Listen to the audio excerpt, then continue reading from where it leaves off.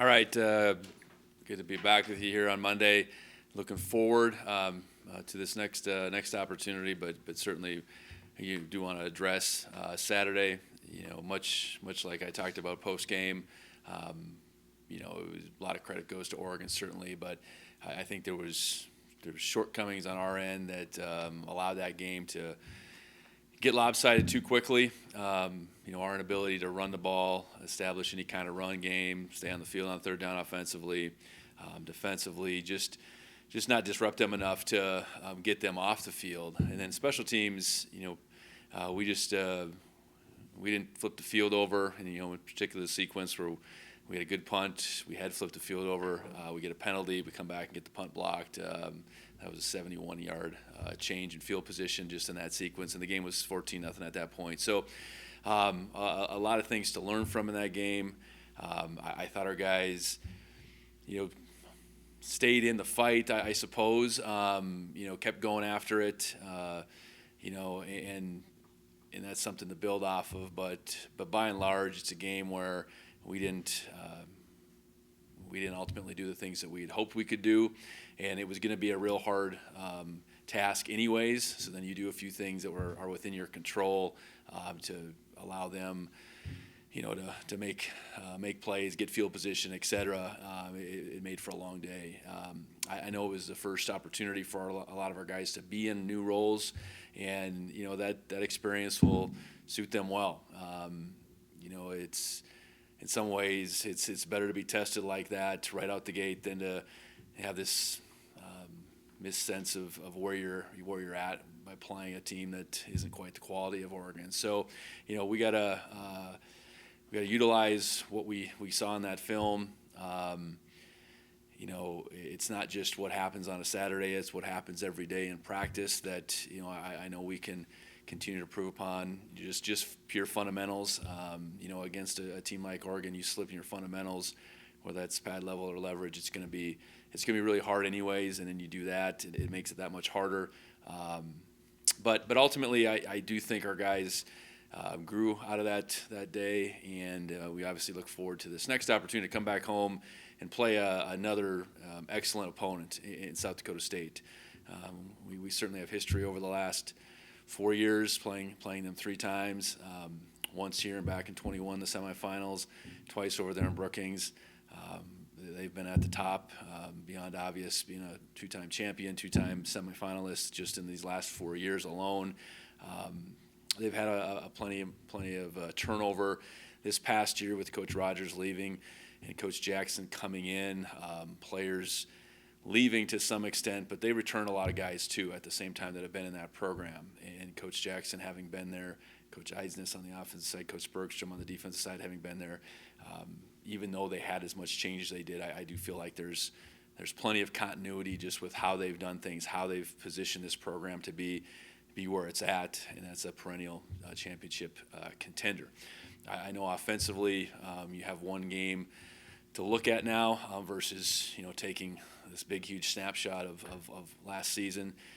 It'll be important that we corral Chase Mason. Chase is a senior, has been in that program. This is his first opportunity to be the guy.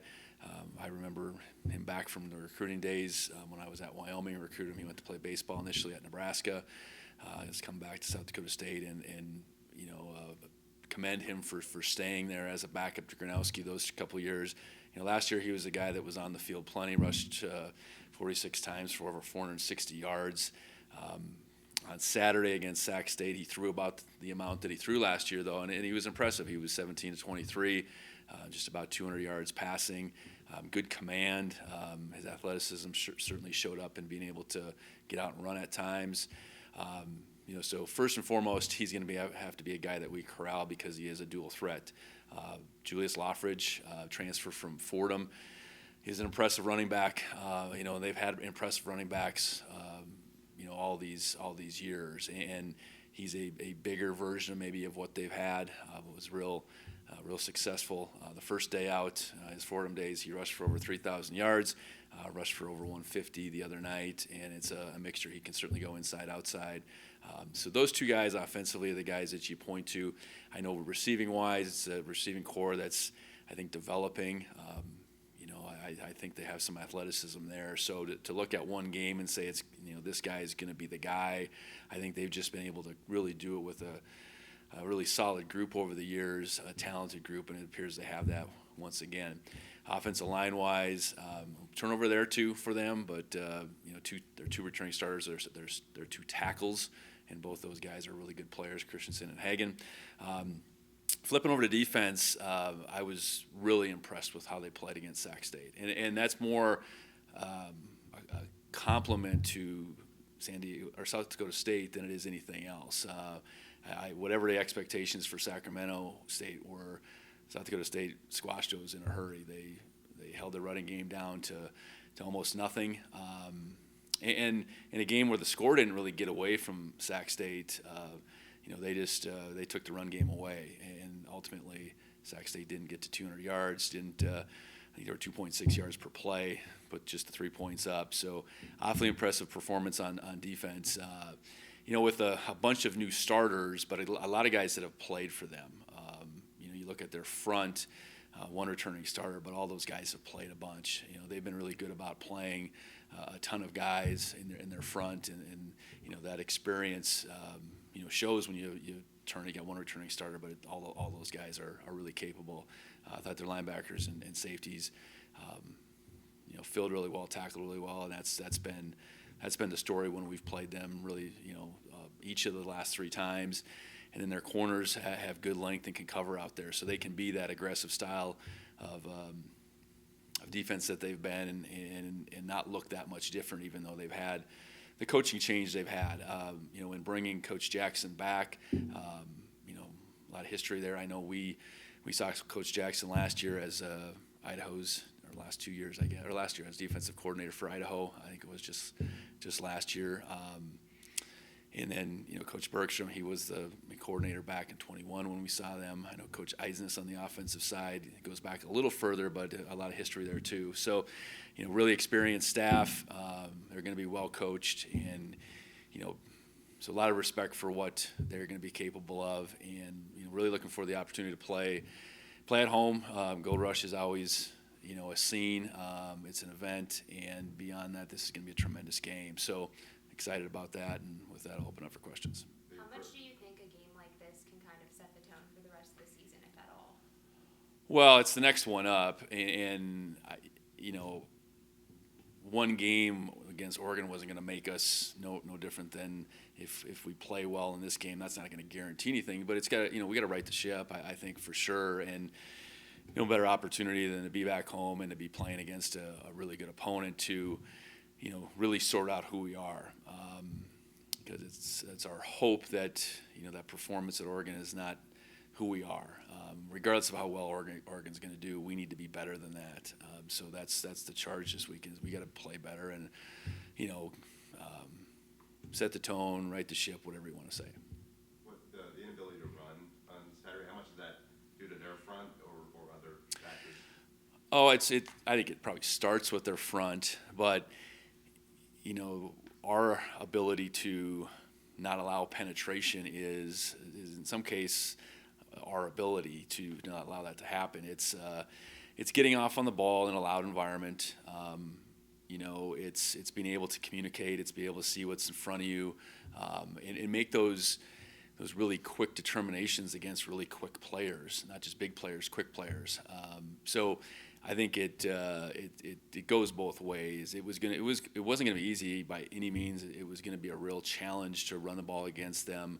But I look back at the film, in that first stretch, I'd say first 3-4 possessions, that needed to look differently than it was. We get into short yardage, after we had moved the ball a little bit, and we go 3 consecutive plays and don't pick that up on the ground. And that, to me, is just as much on us as it is on them. So I think a really good learning experience. We did have, the whole group playing either their first game or in a position they hadn't played.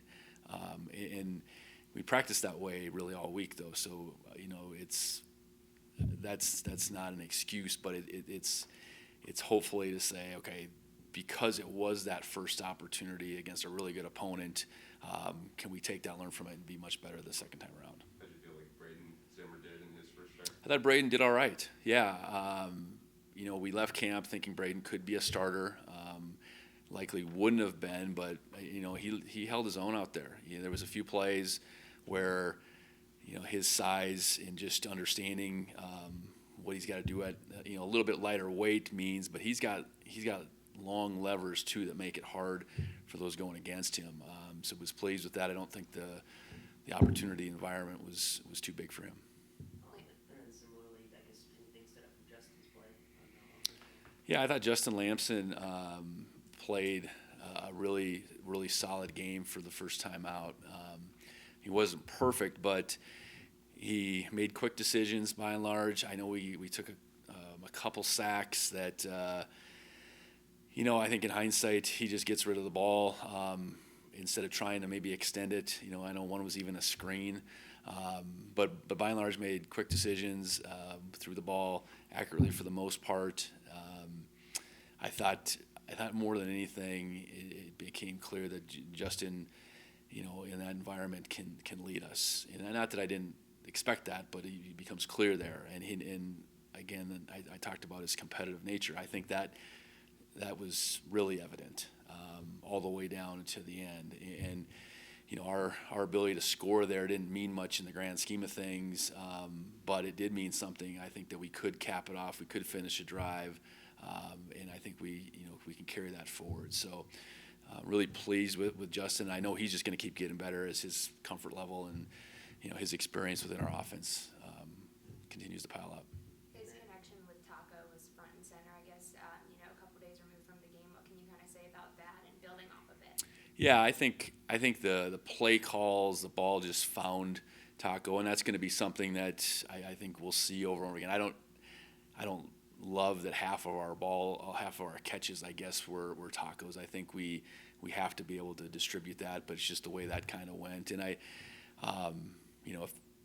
but Taco's going to be positioned to catch the football, and we got to get some other guys positioned probably to get a few more targets at the same time. But Taco's a guy that we can rely upon, get the ball in his hands, and he's going to be able to do some things. So not that he won't be our leading ball catcher by any means, but that distribution hopefully at least works itself out to be a little bit more spread out amongst some other guys. But Taco's a guy that stage wasn't too big for, and that was evident, and pleased with that because that's a jump. I caught as many balls in that game, as anybody here in a long time. We talked about that, but it was a third of his catches from last year in one game. So, we'll keep feeding him the ball, and we got to find ways to feed other guys the ball at the same time. Saturday, you talked a lot about just the experience gain, especially in the secondary. I guess watching the film, anything that stood out from that game? Well, some good and bad. I think a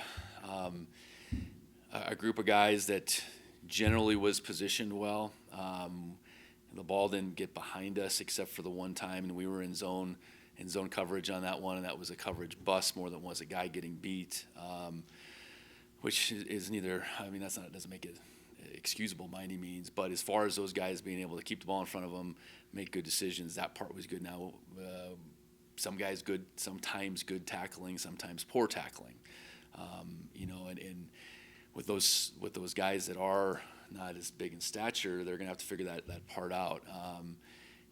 Our ability to take on Sadiq, I mean, that was not the way that should have looked. We couldn't go and just try to bear hug Sadiq. He was going to break that tackle every day against anybody if we went that way.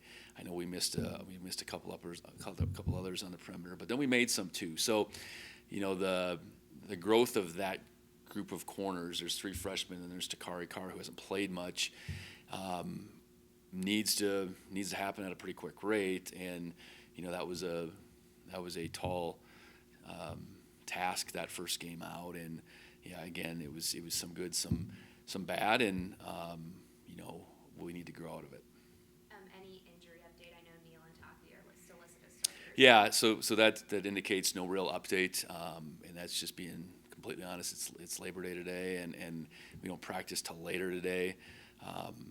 Not that they haven't been in and been checked on, but to have any kind of final word, we're not there yet. And what that means for this week, we'll know as probably these next 2 days go on, and then ultimately, try to be as healthy as we can, going into this game. But those two obviously missed a chunk of that game, and it did force some other guys to get some action, and that's just the way a season will play out, and our team needs to be built for that. So we will see on those two. Otherwise, I talked a little bit about Burke. He'll be out there today, and we'll see where we can get with him as the week goes on. You talked about the Gold Rush atmosphere, just the benefit of this game at home with the crowd like you guys have. Well, anytime you can play in front of your own fans, there's a benefit, especially the environment that we do have here at Montana State. And what that means for our guys is something. It certainly is when you have, a 22,000 plus, stadium behind you, and then also what it can mean for your opponent too. And going into Autzen, I think we handle that okay, but it definitely has an effect on you, and that's what we hope Bobcat Stadium does on South Dakota State. Anybody else that comes in here makes it hard for that offense to function the way it would at home. I guess that's the biggest thing. And then on the flip side, our offense doesn't have to deal with some of the things that we did last week. So, it has to be a factor for us, and I know we can't wait to get out there on Saturday night. With Dan Jackson facing his defense 2 times last year. Yeah. I know you overlapped in South Dakota State, but he wasn't in big of a role then when you were at NDSU. But how much does that experience with him in the past help going into this one? Yeah, I think you gotta, coming into this year, you gotta look and say, okay, what are they gonna be? This is Dan's first time becoming a head coach. Obviously, he hires 2 guys that have a lot of experience. Both have been head coaches, both have been coordinators, and you're trying to sort out what are they going to do. And then we got a game on top of that. So I think what they were doing at Idaho with Coach Eck was an extension of that experience at South Dakota State. What Coach Bergstrom was doing at his stop at Winona State, same thing. So it all kind of comes back to South Dakota State, and what those guys were a part of with Coach Stiglmeyer as they became, coordinators, and now they, all 3 of them, Coach Eisens as well was a head coach for a stretch. So I think the experience, what I take from that is Coach Jackson knows us better than if he hadn't been at Idaho. Because he hadn't been at South Dakota State through these last 3 times we played them, but because he's played us on the other side at Idaho, I think he's got a good sense for who we are, certainly a good sense for the environment here in this stadium, and I know in how he structured his staff at the same time, it's evident that becoming a continuation of what South Dakota State has been is the primary deal, and I'm certain that's why he was the primary target when they made the hire. Is let's keep this thing going. It moved from Coach Stiglmeyer to Coach Rogers and didn't change a whole lot, and now it's moved to the next guy, even though Coach Rogers left with everybody essentially. How do we continue this on? Because it's been such an established program over a long period of time. Let's bring guys back that have been part of that. So I think going back to why his last year at Idaho against us, he knows our personnel inside and out, that we played in those games. He knows this environment, and he's not certainly coming in this blind. The previous games against South Dakota State, how motivated are you and the other guys who were there for those 2 losses, and then how much you draw on the 2021 win here? Well, I think you're just motivated to compete against one of the best programs in the country. I think, period. And that game back in 23, we left a lot to be desired that day. But that's a ways ago. You look out on that, offensively, not a lot of guys that played that day are playing for us. Defensively, a few more guys that were part of that game. So, and I think you look on their team, it's similar. So I think there's just a lot of respect. I think we understand fully the opportunity that's in front of us. And this won't make us or break us, but it'll set us in a different course than that first game did for sure for us. And ultimately these games matter a lot in the grand scheme of things. When the dust settles at the end of the season, that's a long ways down the road. But these opportunities to play, a top flight team in the non-conference don't come about every weekend. So this is one for us, and we got to make the most of it. Coach, how much of Justin not using his legs as much was the new scheme or being down early? We didn't run a lot of offense. I know that. I think schematically he's capable for sure. I know it's going to be, not as much of what we do, but he's certainly capable. I think that's the case. That we did quarterback run him a few times, and things collapsed on him pretty quickly, but he did gain some yards. And so I think he's definitely capable. I know our ability to throw the football in those run-pass types of situations, it was a little more prominent than it had maybe been with Tommy, less kind of run option type of stuff. So, that's just one game. I know the score got away from us pretty quickly, and we were just trying to do everything we could to move the ball. We'll see how that continues to play out. But he's definitely capable of running the football. To answer the question, I think first and foremost, and then how much we choose to run them, I think will be dictated in large part by what the defenses give us. I know it's only one game, but anything you could glean from South Dakota State's offense against Sac in terms of similarities or differences with Mason instead of Gronowski? Yeah, I think you got to look at the whole piece. I think Gronowski, his experience obviously grew over time. We saw him the last two times we played him. He wasn't quarterback in the first time we played them. I think where are their weapons is what I think we've looked at before, and they've had really good skill. They have really good skill to go around Gronowski. I think those faces are new. I know in Loffridge they have a bona fide running back for sure, and they've always had that. I think receiver-wise, generally, besides Goring, it's new faces. But I think they ultimately want to allow their quarterback to make plays in different ways. I think Chase has played one game as the starter. I think that's probably the difference compared to where they would have left off at Gronowski. He had so many starts under his belt. After we get to these last couple of years, so I'm guessing that building off of that is the biggest thing that will probably they want to accelerate as fast as they can, because this is a one-shot deal with Mason as a senior this year. So I think and I think Coach Eidsness has his own stamp on it too. It's been a while since Eric's been at South Dakota State. The coordinators that followed him probably learned a lot from him. So there's some nuances to how he calls a game that I think are probably as critical for us to look at, as opposed to just comparing how different is Chase Mason from Mark Gronowski, if that makes sense. Going back and watching the film, what were some of those things that you said that you can build off the most that you liked? Well, I think it's taken that experience, while painful at times for some of those first time guys. I thought a bunch of those first time guys they competed. And that's not just freshmen. That's like a guy like Cole Taylor getting thrown in and really playing regular linebacker for the first time. I thought Cole really went after it in that regard. Bryant Meredith got thrown out there a little sooner than we thought, and it wasn't perfect from Bryant, but I thought he ultimately competed. And we talked about Braden Zimmer on the offensive side, that experience he gained. Everett Carr, kind of same thing. Rocky Lencioni, wasn't perfect, but he certainly didn't back down. So I think it's those guys that need to come for us, getting that experience. Certainly Justin is a big piece to that too. Even though he's an older guy, first time playing for us.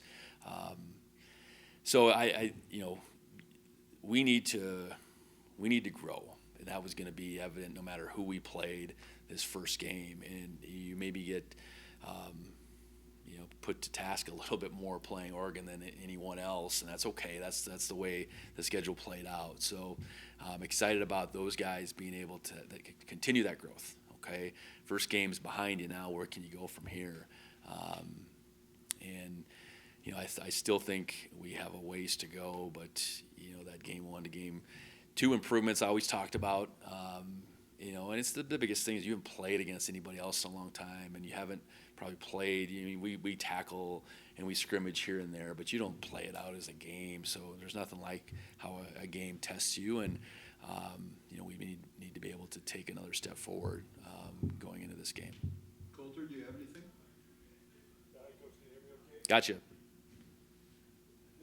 South Dakota State Bobcats, they proved best in the FCS for the last however long, 5, 6, 7 years. So why do you think that is? Why do you think both programs have been able to sort of maintain their level amongst the 3 or 4 best teams in the country in the last 5 or 6 years? Well, I think we're positioned, the both of us, in places where people really care about FCS football, really support it. I think that in itself creates expectations, which then in turn come along with resources that you should be able to, live up to those expectations, I guess. I know for them, their level of continuity going back to when I played, that's a long time ago. Coach Stiegelmeier was a head coach when I played, so he was there forever. These guys that have coached under him, so many of them, and not just these last 2 head coaches, but so many of those coaches, the coordinators, the guys that they've played there, they've had this continuous program going back a long, long time. That's almost 30 years. To put that in context a little bit, that's a long time, and they've just continued to build. And I think through that build, especially the last 15 years, expectations have risen, but their resources have too, and how they see themselves as a program has changed dramatically. I'd say the last 15 years compared to maybe where it was 25 years ago when I first started coaching. And I like to think on our side of things, our expectations, our resources, while we haven't had that same relative maybe coaching continuity, I think we've had plenty of continuity in different ways. And if that's even looking at our president being here for 15 years, our athletic director going on 10 years, I think that part matters.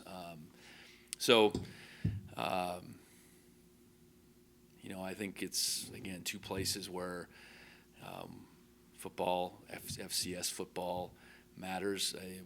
I think we've chose to do things the right way, and I think they have too, as far as just developing.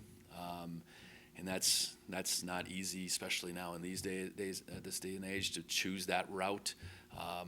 But you look at their roster, a lot's made of how much they lost, and they brought some guys in, but it's the guys that have been in that program that stand out to me as I watch them. Not guys that have started necessarily, but have played, and now you're like, okay, where'd that guy come from? What number was he last year? They have a bunch of those guys. You maybe assume they come from someplace else, but they've been in the program, and they're sophomores and juniors now.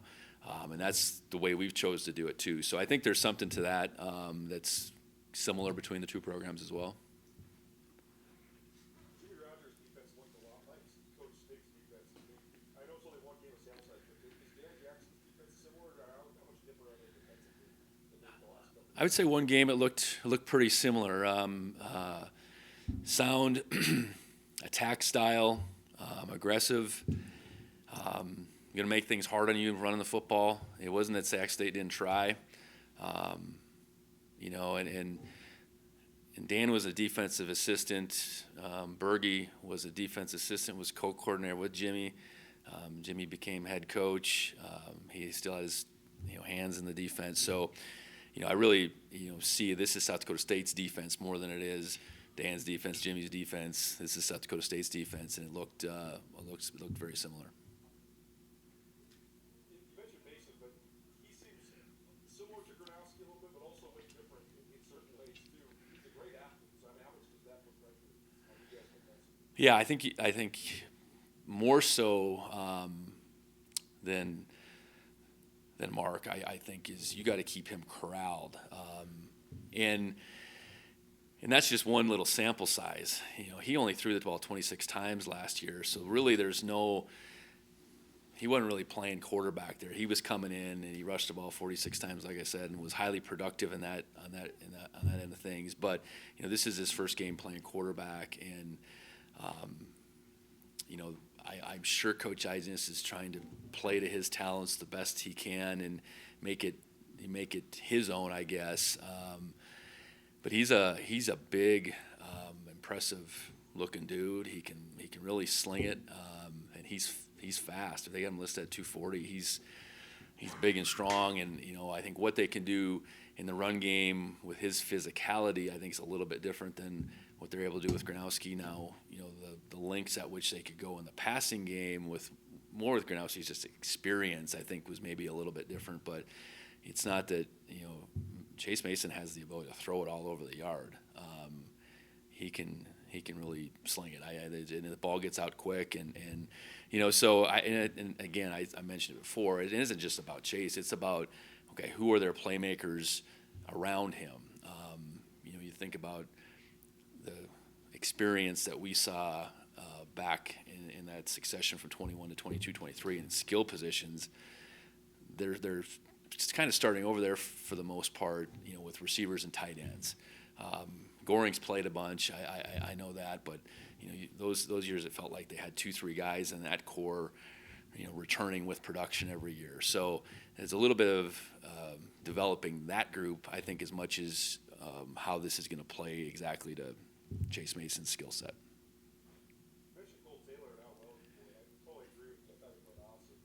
What does it take for a guy like that has great physical tools to sort of put it together, though, and be able to recognize things within the flow of the game like that? It's reps and reps and reps and reps and reps. Because Cole didn't play any defense in high school, so we knew it was going to maybe be a 2-year project. And I think enough so, like out of last fall, we were this spring it either is going to work for Cole, or we might have to maybe put him at defensive end or something like that, because we got to get him on the field. He was a really good special teams player last year, and he needed to be able to take that step defensively. And I think spring ball, and having gone through spring ball for a second time, and I think his confidence in how it's supposed to play out,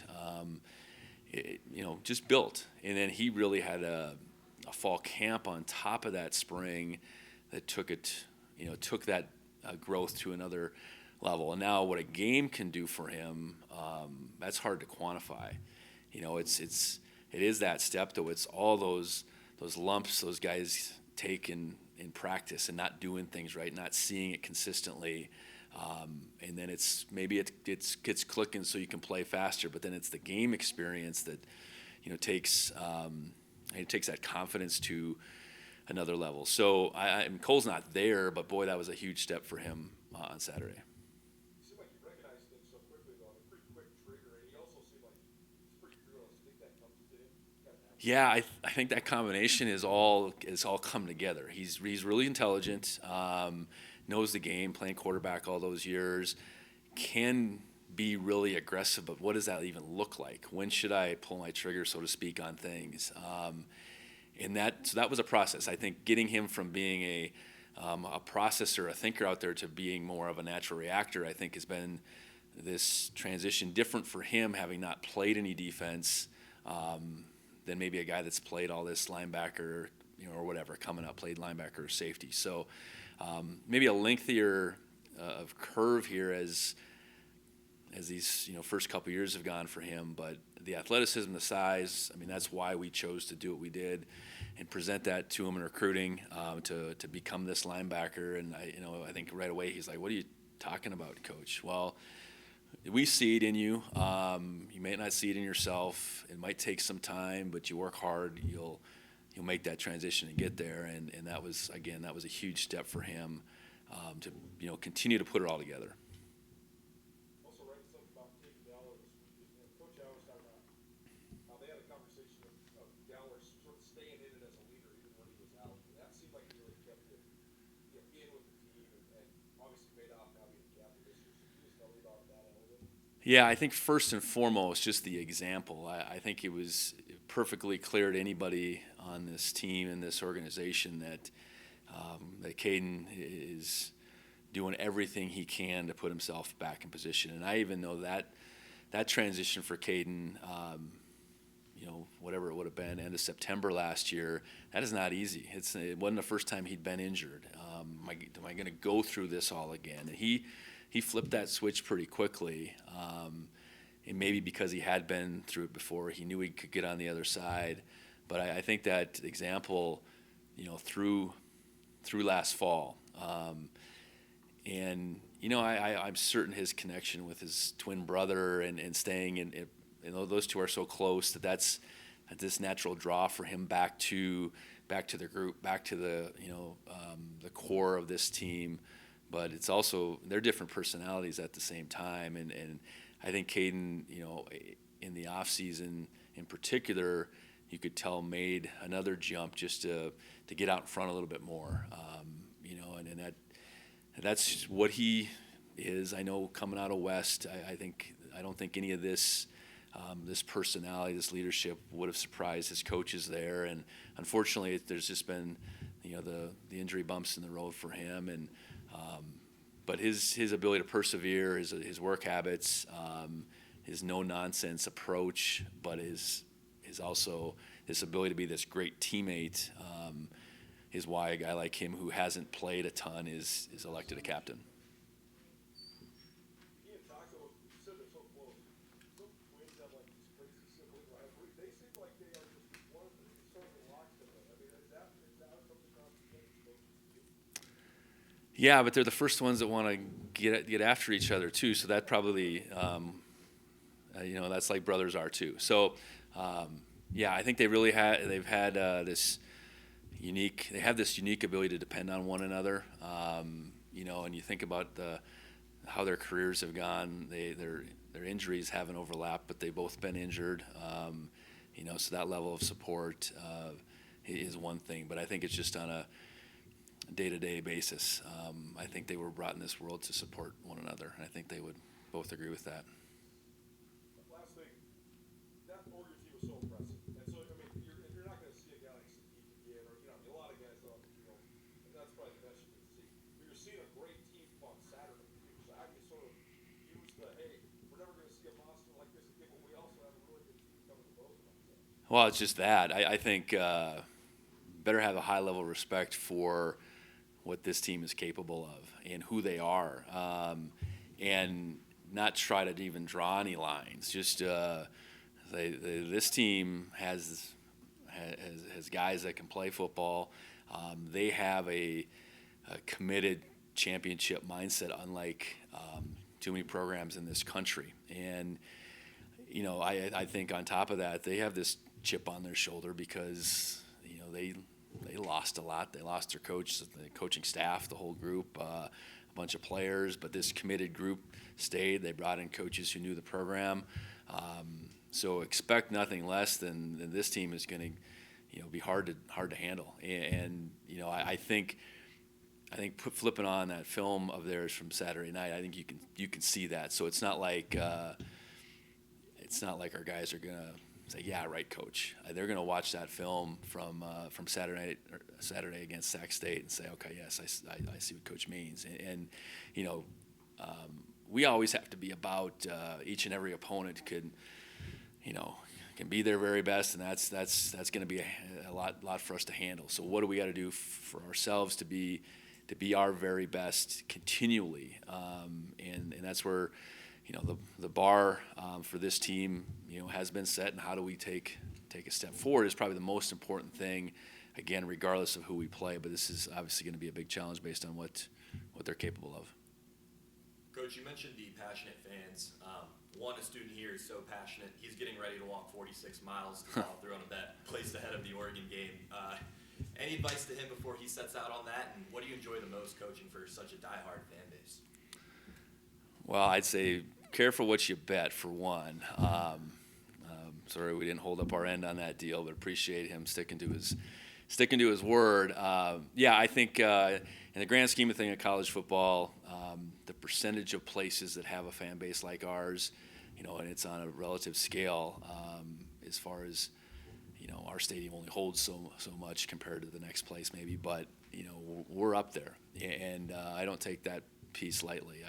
I think to be able to go week in, week out into that stadium on a Saturday and feel it, not just see it, but you feel it. That doesn't happen all too many places, and we're very fortunate that we're one of them. And I hope anybody that's in that stadium on Saturday says this is the best it's ever been. I think that's what we got to keep doing. Try to raise that best time you've ever been in Bobcat Stadium, and that's what we need on Saturday night. And we're looking forward to the opportunity.